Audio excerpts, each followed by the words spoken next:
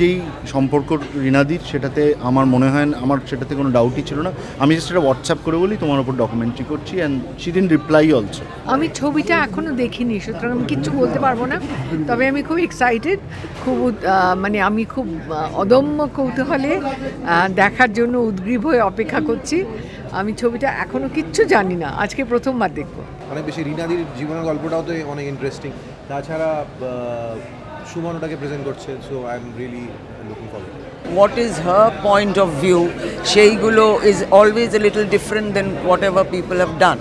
তো সেইগুলো নিয়ে যে একজন সুমন যেটাকে এক জায়গায় ইয়ে করতে পেরেছে, মানে তার সম্বন্ধে ছবি করতে পেরেছে, সেটা ইজ ভেরি এক্সাইটিং। আর this will be a very important document.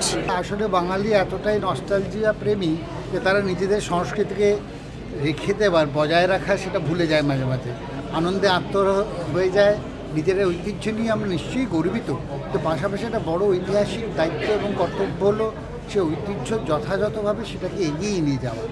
ঐতিহ্য সেক্ষেত্রে মনে হয় যে আমাদের ক্ষেত্রে আমরা যেমন আমাদের একটা প্রকাণ্ড বড় পরিসর রয়েছে, সাংস্কৃতিক পরিসর, সে গল্প, চলচ্চিত্র, চিত্রণ, নাটক সমস্তটা মিলিয়ে, কিন্তু আমরা না নিজেদের কাজ খুব একটা যত্ন করে রাখি না।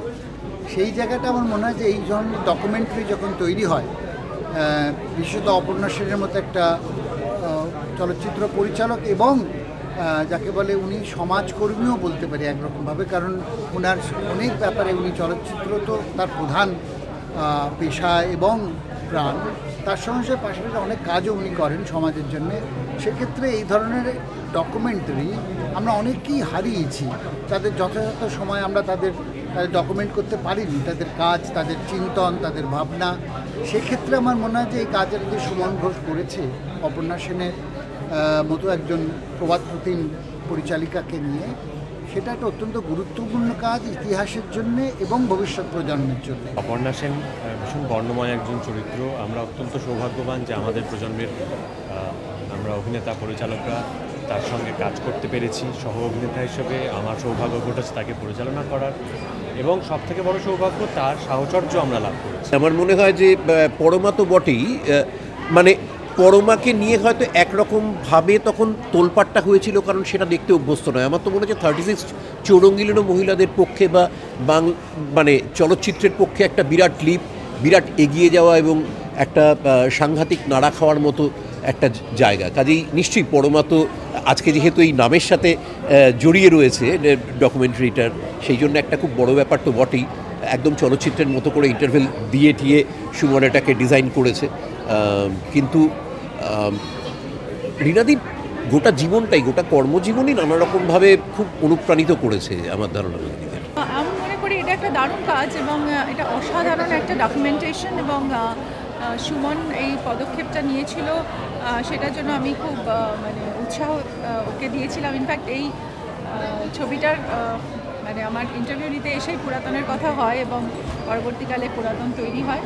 সো আই থিঙ্ক এটা আমাদের জন্য একটা খুব বড় পাওয়া যে অপর্ণা সেন একজন ইন্টারন্যাশনালি অ্যাক্লেমড ডিরেক্টর, অ্যাক্ট্রেস এবং আমাদের লিভিং লেজেন্ড, তাকে নিয়ে এরকম একটা দারুণ কাজ আমরা পাচ্ছি, এবং আশা করবো এর পরের কাজগুলো যেগুলো করবে সেগুলো এইভাবে যেন ট্রেজার করা হয়, বিকজ উনি আমাদের কাছে একটা খুব বড় সম্পদ।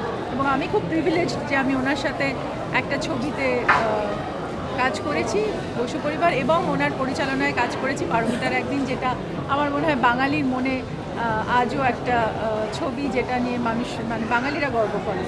প্রথমত সুমন আমাদের অনেক দিনের পারিবারিক বন্ধু, দ্বিতীয়ত সুমনের সঙ্গে আমি কাজ করেছি এর আগে, খুব ভালো সেটা অভিজ্ঞতা ছিল বসু পরিবারের কাজ করা। আর তৃতীয়ত হচ্ছে যে সুমন যখন আমাকে এসে বললেন যে যেসব জায়গায় আমি শুটিং করেছি, যেসব লোকেশনে, সেই সব লোকেশনে গিয়ে আমাকে প্রশ্ন করবেন, সাক্ষাৎকার নেবেন, তো সেই আইডিয়াটা আমার দারুণ মনটা টেনেছিল, খুব ভালো লেগেছিল যে ওটা রিভিজিট করবো আবার ওই জায়গাগুলো, সেই জন্য আমার খুব ভালো লেগেছিল। আমি বেশ তাড়াতাড়ি রাজি হয়ে গিয়েছিলাম। অভিনেত্রী, পরিচালক, পরবর্তীকালে সানন্দার এডিটর, এবং তারপরে তার পলিটিক্যাল সত্তা যেটা নিয়ে এখন এত কথা হচ্ছে, পুরো সামগ্রিকভাবেই অপর্ণা সেনের মানুষ হিসেবে তুলে ধরতে চেষ্টা করেছি তার কাজের মাধ্যমে আর কি। আশা তো অনেক সময় থাকেই, প্রত্যেকটা ছবিতেই আমরা অনেক আশা নিয়ে আসি, তো এখানে একটা রিনাদির মতন একজন এরকম একটা একজন ভেটারান অ্যাক্ট্রেস, মানে ভেটারান পার্সোনালিটি, তো সবার একটা ভীষণ স্পেশালি আমাদের জেনারেশনের একটা সাংঘাতিক কি বলবো, অনেক কিউরিওসিটি থাকে, তো সেটা নিয়ে এসেছি দেখবার জন্য, অনেক কিছু জানতে এসেছি। পুরুষতন্ত্র এবং আমরা যেভাবে আমাদের সমাজের নারীর অবস্থান, সেটা একজন নারী পরিচালকের হাতে, একজন মহিলা পরিচালকের চোখ দিয়ে যখন দেখছি, নতুন দৃষ্টিভঙ্গি আসছে, যেটাকে আমরা গেজ বলি, সিনেম্যাটিক গেজ। সেই গেজটাই, সেই তাকানোটাই আলাদা। সেক্ষেত্রে 36 চৌরঙ্গি লেন থেকে পরমা পর্যন্ত যদি ছোট্ট একটা যাত্রা দেখি, সেখানে একদম সম্পূর্ণ স্বতন্ত্র একটা চোখ দেখতে পাচ্ছি। সেটা অপর্ণা সেনকে পরিচালিকা হিসেবে স্বতন্ত্র জায়গা দিচ্ছে ভারতীয় এবং বাংলা চলচ্চিত্রের পরিসরে। Parama was very much ahead of time, এবং পরমা যেই সময় এসছিল তখন আমরা অনেক ছোট, তখন পরমাকে মূল্যায়ন করার মতো মাথা বা মস্তিষ্ক কোনোটাই আমার ছিল না। কিন্তু পরবর্তীকালে যখন আমি পরমা দেখেছি এবং সময়টা যখন ইভ্যালুয়েট করেছি, আমি তখন মনে করেছিলাম যে তখনকার দিনে পরমা করাটা একটা বিরাট পদক্ষেপ, এবং এই পদক্ষেপ অপর্ণা সেন নিয়েছিলেন এবং তার জন্য তাকে অনেক সাধুবাদ জানাই। এবং আমি মনে করি যে 36 চৌরঙ্গি লেনের পরে যেই ছবিটা আমার সবথেকে বেশি প্রিয়, সেটা হচ্ছে পরমা। ভালো থাকবেন সবাই, ভালো বাংলা বই পড়ুন, বাংলা সিনেমা দেখুন এবং খুব ভালো থাকুন, অন্যকে কষ্ট না দিয়ে খুব আনন্দ করুন।